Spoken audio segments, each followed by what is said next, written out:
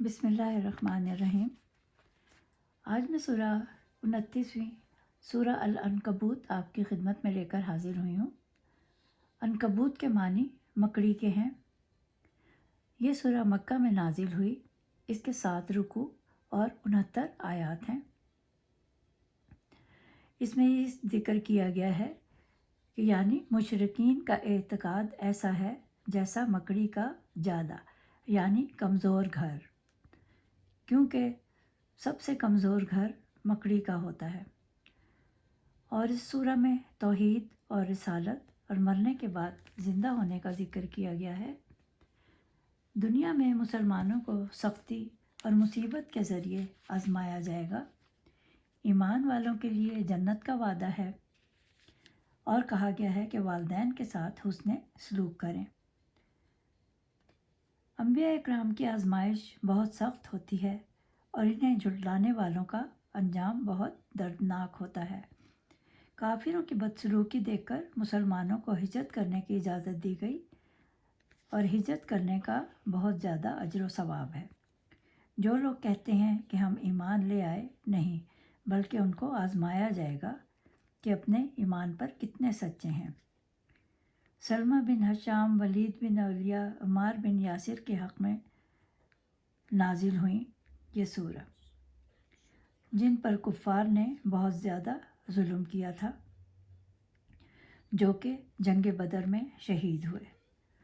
جب اللہ تعالیٰ کسی کو بخشنا چاہتا ہے تو اس کو کسی بڑی آزمائش میں ڈال دیتا ہے، اور جو اس پر راضی ہوا اس پر اللہ کا کرم ہوا۔ اللہ لوگوں کا سچ بھی دیکھتا ہے اور ان کا جھوٹ بھی، جو کہتے ہیں کہ ہم ایمان والے ہیں۔ سابقہ لوگوں نے مصیبتوں پر صبر کیا تو اللہ ان سے راضی ہوا۔ کفار نے مسلمانوں پر بہت مظالم ڈھائے، مگر وہ پھر بھی اپنے ایمان پر قائم رہے۔ جو لوگ شرک کرتے ہیں وہ سخت عذاب میں ڈالے جانے والے ہیں۔ اور اس سورہ میں کہا گیا ہے کہ اگر تم کامیابی چاہتے ہو تو حضور صلی اللہ علیہ وسلم کے دامن سے وابستہ ہو جاؤ۔ مسلمانوں کو تو قیامت آنے پر یقین ہے کہ روز جزا آ کر رہے گا، اس لیے وہ گناہ کرنے سے ڈرتے ہیں۔ ان کو یقین ہے کہ مرنے کے بعد دوبارہ زندہ کیے جائیں گے اور ان کو اپنے اعمال کی جزا ملے گی۔ اور کہا گیا ہے کہ ماں باپ کے ساتھ حسن سلوک کریں۔ اس لیے کہا گیا کہ حضرت سعد کی والدہ نے حضرت سعد کو اسلام قبول کرتے دیکھ کر خود کھانا پینا بند کر دیا تھا تاکہ وہ ایمان کے راستے پر نہ چلیں۔ اس لیے یہ آیت نازل ہوئی کہ اگر وہ کفر و شرک کی دعوت دیں تو بات نہ مانی جائے۔ اس لیے کہا گیا ہے کہ اگر والدین کافر بھی ہوں تب بھی ان کا نان نفقہ لازم ہے، اور ماں باپ پر سختی نہیں کرنی چاہیے۔ ہر جائز بات ماننے کا حکم دیا گیا ہے۔ اسی طرح اپنے افسر کا جائز حکم ماننے کی تاکید کی گئی ہے، لیکن اگر وہ کسی کو اللہ کا شریک بنائے تب ان کا حکم نہ مانے، حتیٰ کہ والدین کی بھی بات نہ مانے اگر وہ شرک کا حکم دے تو۔ اور جو ایمان لائیں گے وہ نیک ہوں گے، ان پر اللہ تعالیٰ ضرور عنایت فرمائے گا۔ کچھ وہ لوگ بھی ہیں جو کہتے تو ہیں کہ ہم اللہ پر ایمان لائے، مگر جب دین کی وجہ سے کوئی تکلیف پہنچتی ہے تو رونے لگ جاتے ہیں اور اپنے ایمان سے ہٹ جاتے ہیں۔ وہ ضرور منافق ہیں، اور اللہ تعالیٰ سب کو خوب جانتا ہے، اس لیے اپنے ایمان پر ضرور ثابت قدم رہنا چاہیے۔ یہ اس لیے کہا گیا کہ کفار نے حضور صلی اللہ علیہ وآلہ وسلم پر بہت مظالم ڈھائے، ان کو جادوگر، دیوانہ کہتے تھے، ان پر کوڑا پھینکتے تھے۔ جب مسلمان قرآن یا نماز پڑھتے تو وہ تالیاں بجاتے۔ ابو لہب جو آپ کا چچا تھا وہ آپ کے سخت خلاف تھا۔ مسلمانوں پر کوڑے لگائے جاتے، گرم ریت پر ان کو لٹایا جاتا۔ مسلمانوں پر اتنا ظلم کیا لیکن پھر بھی ان کے قدم نہ ڈگمگائے اور وہ اپنے ایمان پر قائم رہے۔ وہ کہتے تھے کہ ہمارے دین پر چلو، تم پر کوئی ظلم نہ کرے گا۔ حضور صلی اللہ علیہ وسلم کو ان انبیاء کے بارے میں بتایا کہ حضرت نوح کی قوم کا ذکر ہے۔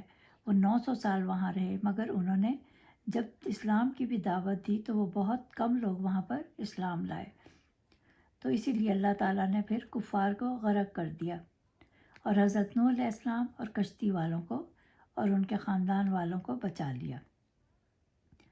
اور اس میں حضرت ابراہیم علیہ السلام کا ذکر ہے، جنہوں نے کفار کو بتوں کی پوجا کرنے سے روکا، تو کفار نے ان کو جلانے کی کوشش کی، تو اللہ تعالیٰ نے اس آگ کو سلامتی والا بنا ڈالا اور ان کو بچا لیا۔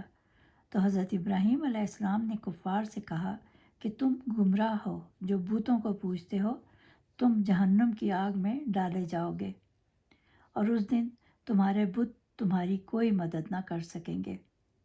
پھر حضرت ابراہیم علیہ السلام کی تصدیق لوط علیہ السلام نے کی، جو شام میں تھے، انہوں نے سب سے پہلے آپ کی تصدیق کی۔ اسحاق بیٹا اور پوتا یعقوب عطا فرمایا اور ان کو نبوت عطا فرمائی اور کتاب نازل فرمائی۔ پھر لوط علیہ السلام کا اور ان کی قوم کا ذکر ہے، جو بے حیائی کا کام کرتے تھے، لوگوں کو لوٹتے تھے، گالیاں دیتے تھے، تھوکتے تھے۔ جب لوط علیہ السلام نے ان کو تمام برے کاموں سے روکا اور کہا اللہ کے عذاب سے ڈرو، تب وہ لوگ بولے لے آؤ عذاب، ہم بھی دیکھیں کہ عذاب کیا ہوتا ہے۔ تو اللہ تعالیٰ نے حضرت لوط علیہ السلام کی دعا قبول فرمائی، تو ان کی قوم پر اللہ کا عذاب نازل ہوا اور اللہ تعالیٰ نے لوط علیہ السلام کو بچا لیا، جن کا ذکر میں پہلے کر چکی ہوں۔ پھر شعیب علیہ السلام کا ذکر ہے کہ ان کی قوم مدین نے ان کی بات نہ مانی، تو اللہ تعالیٰ نے زلزلہ کے ذریعے ان کو تباہ و برباد کر دیا اور وہ اپنے گھروں میں اوندھے منہ پڑے رہ گئے۔ قارون اور فرعون اور حامان کا ذکر ہے، جنہوں نے حضرت موسیٰ علیہ السلام کی نافرمانی کی، تو وہ بھی تباہ ہو گئے۔ قارون جو کہ زکوٰۃ دینے سے انکار کرتا تھا، اور کہا گیا ہے کہ ہر کوئی اپنے گناہ کی وجہ سے پکڑا جائے گا۔ قوم سمود ہولناک آواز کی وجہ سے مر گئی، کوئی پتھروں کی بوچھاڑ سے مر گیا۔ کافر جو بتوں کو پوجتے ہیں، کفار جنہوں نے مکڑی جیسا گھر بنایا، کہا کہ سب سے کمزور گھر مکڑی کا ہے، جس کو ہوا سے بھی ٹوٹنے کا ڈر ہوتا ہے، یعنی ان کا دین بالکل مکڑی کے جالے کی طرح ہے جو ان کو بچا نہ سکے گا۔ اور مسلمانوں کو کہا گیا کہ قرآن پڑھو، اس پر عمل کرو۔ نماز کا حکم دیا گیا ہے کہ نماز بے حیائی اور برے کاموں سے روکتی ہے، اور کہا گیا ہے کہ قرآن کا پڑھانا اور پڑھنا نہایت افضل عبادت ہے۔ جو لوگ نماز غفلت سے پڑھتے ہیں، وہ نماز ہی نہیں ہے، وبال ہے۔ نماز ہمیشہ خشوع اور خضوع سے پڑھنی چاہیے۔ حضرت علی پر تو کب کبھی طاری ہو جاتی تھی، وضو کرتے تو رنگ زرد ہو جاتا تھا، یعنی کہ ان کو اللہ تعالیٰ کا اتنا خوف ہوتا تھا۔ کہا گیا ہے کہ رکوع عاجزی سے پڑھیں۔ قرآن میں اخلاقیات کی تعلیم دی گئی ہے، اور ہر اچھا عمل اللہ کا ذکر ہے۔ یہ سونے چاندی کے صدقے کرنے سے بہتر ہے، ان کا درجہ اللہ کے نزدیک سب سے افضل ہے۔ قرآن ایک جیتا جاگتا معجزہ ہے جو رہتی دنیا تک قائم رہے گا، اور اللہ کے منکر ہی نقصان اٹھانے والے ہیں۔ جس کا علم جتنا کامل ہوگا، اس کی گواہی بھی اتنی ہی کامل ہوگی۔ حضور صلی اللہ علیہ وسلم سے نضر بن حارث نے کہا تھا کہ آپ ہم پر عذاب لے آئیں، تب اللہ نے حضور صلی اللہ علیہ وسلم سے کہا ان سے کہو کہ عذاب اچانک آئے گا اور تم کو پتہ بھی نہ چلے گا۔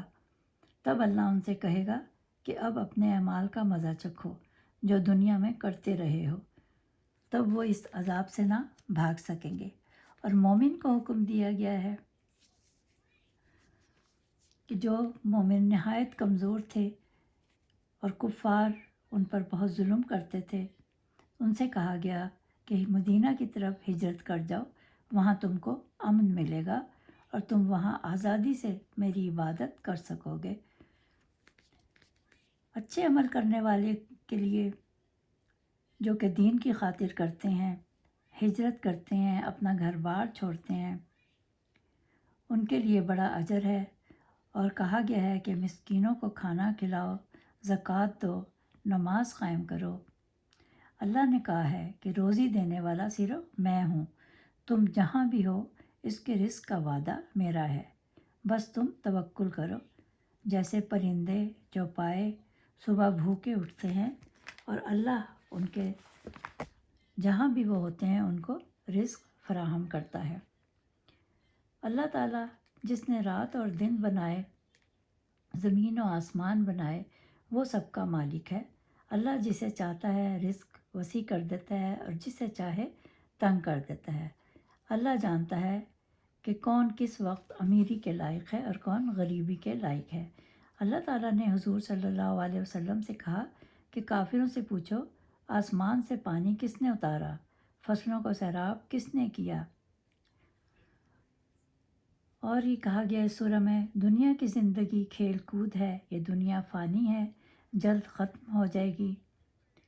تو اللہ تعالیٰ ہمیں آخرت بہتر کرنے کی توفیق دے، نماز قائم کرنے کی، قرآن پڑھنے کی۔